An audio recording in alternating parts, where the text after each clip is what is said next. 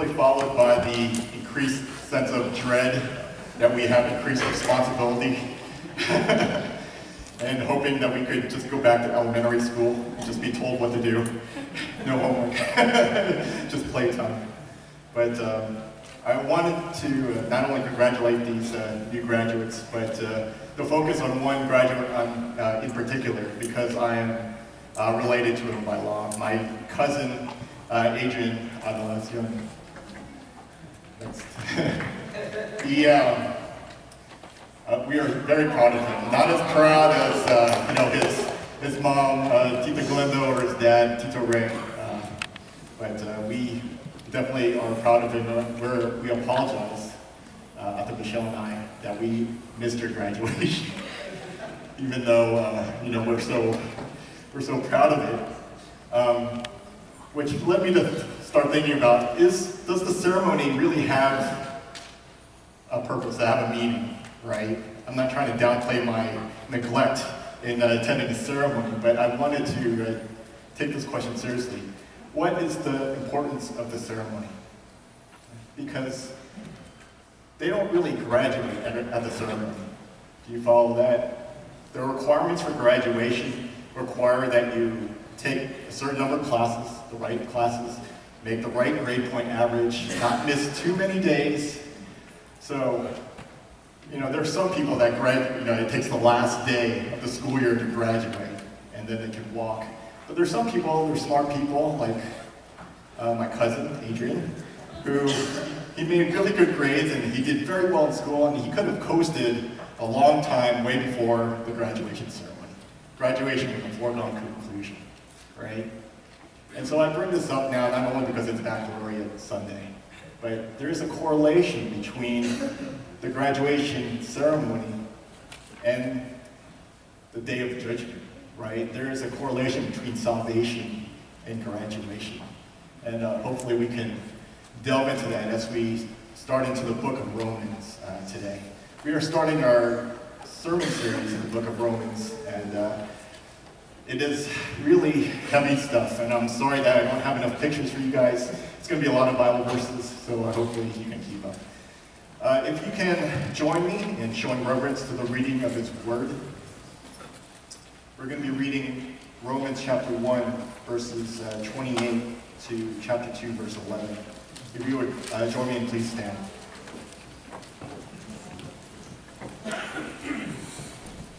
So Romans chapter 1, verse 28. And just as they did not see fit to acknowledge God any longer, God gave them over to a depraved mind to do those things which are not proper, being filled with all unrighteousness, wickedness, greed, evil, full of envy, murder, strife, deceit, malice. They are gossips, slanderers, haters of God, insolent, arrogant, boastful, inventors of evil, disobedient to parents, without understanding, untrustworthy, unloving, unmerciful. And although they know the ordinance of God and those who practice such things are worthy of death, they not only do the same, but also give hearty approval to those who practice them. Chapter 2, verse 1. Therefore, you have no excuse, every one of you who passes judgment, for in that which you judge another, you condemn yourself. For you who judge practice the same things, and we know that the judgment of God rightly falls upon those who practice such things. But do you suppose this, O man, when you pass judgment on those who practice such things and do the same yourself, that you will escape the judgment of God? Or do you think lightly of the riches of His kindness and tolerance and patience, not knowing that the kindness of God leads you to repentance? But because of your stubbornness and unrepentant heart, you are storing up wrath for yourself in the day of wrath and revelation of the righteous judgment of God, who will render to each person according to his deeds. To those who by perseverance in doing good seek for glory and honor and immortality, they will receive eternal life. But to those who are selfishly ambitious and do not obey the truth, but obey unrighteousness, they will receive wrath and indignation. There will be tribulation and distress for every soul of man who does evil, of the Jew first and also the Greek, but glory and honor and peace to everyone who does good, to the Jew first and also to the Greek, for there is no partiality with God. So the word of the Lord is right and true. He is faithful in all he does. You may be seated. So what is the significance of the Day of Judgment? Are we really saved?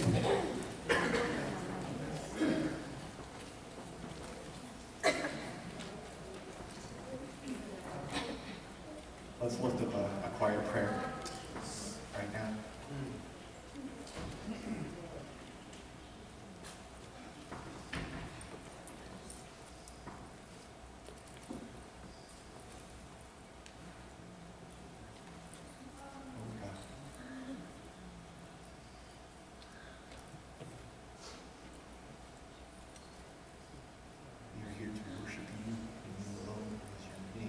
We are saved, that we have life and breath and being. We call upon your name to continue to reveal your goodness and mercy, your forgiveness, your truth. Oh Lord, please be in this place right now. Hear our prayers right now. Forgive us of our righteousness, oh God, so that we may bless your holy name, worship you in one spirit and one truth. With God, we ask for healing, we ask for your mercy, your grace in this, that you would be blessed. Oh Lord, we thank you. And ask all this in his precious name. Amen. Amen. So we have 3 questions about the final judgment that we need to answer to consider the importance of the judgment day. So the 3 questions are: who will be judged? On what basis will they be judged? And what are the possible outcomes? Before we can answer the first question of who will be judged, we have to give a little background on why the letter was written by Paul to the Church of Romans. When that church first started, it was a church both of Jews and Greeks, Jews and Gentiles, and it was thriving. But at that time, the emperor decided to throw out all the Jews from Rome, leaving only Greeks as part of that church. Eventually, a new emperor was named, and the Jews were allowed to return, and when they came back, they saw that the church was still here, even thriving more, filled with Greeks and other Gentiles. But they, instead of praising God, questioned them because they were not following Jewish practices. And they were almost condemning them that they were not saved because they were not following the law that the Jews had known all their life. What was the Greeks' response? The Gentiles' response? We are saved by faith, through grace. We are no longer under the law. We don't have to follow that law anymore. But the Jews thought differently. And so Paul is writing this letter to answer those concerns and wanted to bring healing back to that church.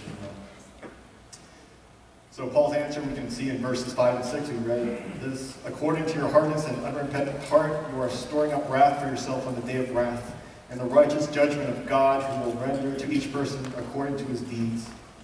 So the simple answer is, who will be judged? Everybody will be judged. The Jews at that time didn't think that they would be judged because they were part of the promised people, right? They thought, God's going to take care of us, you know? No matter what we do, you know, if we sin, it's going to glorify God. If we do good, it'll glorify God. We are saved from the beginning. But that's not what Paul is saying here. And he has to prove to them that their thinking is wrong.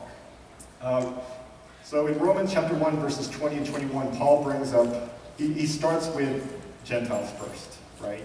Because that's the focus of what the Jews have on right now. So a typical Gentile behaves in a certain way, right? So it says, since the creation of the world, God's invisible attributes, his eternal power and divine nature, have been clearly seen, being understood through what has been made, so that they are without excuse. For even though they knew God, they did not glorify him as God or give thanks. So what does that mean? That means that even though they didn't hear any of the stories about the patriarchs, they don't know anything about Israel or the Messiah, if they see creation, if they see the world and look at it with a curious heart, they would see a God who is in control, a God who created all things, and a God who valued human life. And if they did not give honor to such a God, what can God do, right? Even by their own rules, their own standards within their own little villages to protect themselves, right? They have their own rules. Don't murder, don't, honor your father and mother. Simple rules like that. No one could say that they followed their own set of rules. Everyone falls short. There was sufficient knowledge available that God is worthy of honor and gratitude, yet people still didn't give it. I want to go back to what we read in the beginning or the end of chapter 1 about the things that you would see a Gentile do, a non-saved, non-glorifying Gentile would do. And it's a pretty big list. And it's helpful to look at and to study because it helps us to see who needs salvation, who really needs salvation. They should be doing these things on the list. Let me just go through it quickly. Next one. So someone who is not saved, they are filled with all unrighteousness, meaning they're not just dabbling in it, they constantly fill themselves with it. So the modern day example is they watch TV, they watch their YouTube, they watch Netflix, they play video games, they hear music, they read books that fill their mind with unrighteousness, right? That is being filled with unrighteousness. Fornication, obviously, it's wrongful sexual encounters outside of marriage. Wickedness is wrong actions with wrong motives. So take it, for example, the person that steals bread to feed his starving family. This person steals bread so that someone else will starve, right? That is wickedness. Covetousness, a person who's focused on possessions and getting and having more than others. Maliciousness is wanting to hurt other people through their actions. Full of envy, a person that is never satisfied, content, or able to be happy. The grass is always greener on the other side. Do you know people like this? They need salvation. Murder, right? Not self-defense, but actually a hatred of life. We're talking about this in prayer meeting in the month of June, so join us, please. Debate or strife, someone who is always attempting to justify their actions. Deceit, someone who lives a lie and lying doesn't bother them. Malignity, only wanting to hurt other people with their words. Whisperers or gossips, people who talk about people behind their back, right? And backbiters is a little bit different. They're nice to your face, but then they want to hurt you behind your back. People that hate God and take it personally. People that are insolent. They have a defiant attitude. They only want to prove themselves right. People that are proud, measuring themselves by their accomplishments and not by God's measuring stick. Boasters, caught up in themselves and in the praise of men, not thankful toward God and not humble. Inventors of evil things. Disobedient to parents, young people, right? Amen. Without understanding, no desire to know anymore, right? No desire to understand why things are the way they are. They just want to do it. They just want to live for the excitement and the action. And if things get wrong or weird or confrontational, they just go back to their phones or put on their headphones and hopefully the problem goes away. Covenant breakers, people that don't keep their promises within their marriage or within their friendships or within their business practices. People without natural affection are people that have their heart all wrong, not loving things that people naturally love, right? Like children. Everyone loves children, right? They should. God, friends, the Bible, puppies. That's what my kids accuse me of. for not letting them have pets that I don't want puppies. Implacable, being someone who is not submissive or is inflexible, unmerciful, always wanting mercy but never giving it.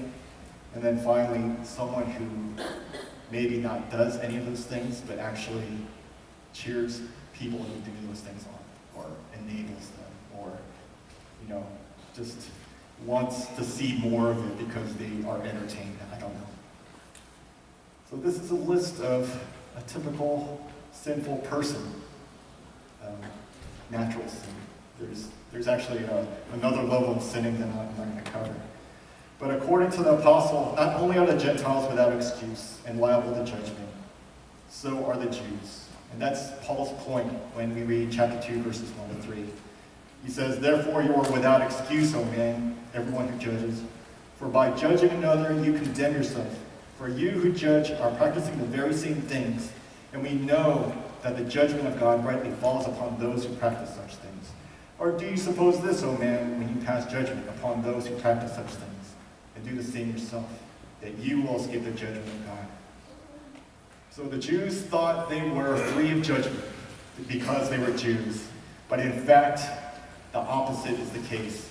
Because they were given the law, because they were given what God's view is of right and wrong, they are more responsible.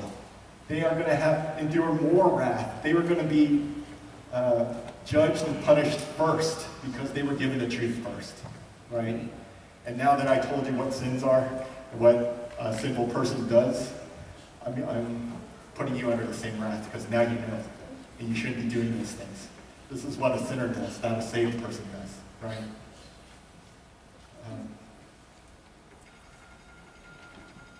And this is what Paul says in Romans chapter 2, verses 9 to 11. "There will be tribulation and distress for every soul of man who does evil, of the Jew first and also of the Greek, but glory and honor